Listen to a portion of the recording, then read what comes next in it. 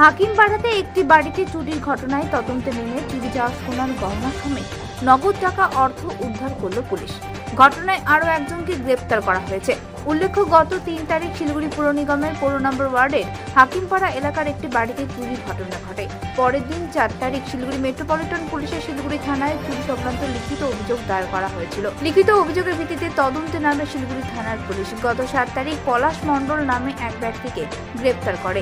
তার কাছ থেকে উদ্ধার করা হয় চুরি যাওয়া কিছু সামগ্রী, সোনার গহনা ও নগদ ৩১০০ টাকা। এরপর তাকে শিলিগুড়ি আদালতে পেশ করা হয়।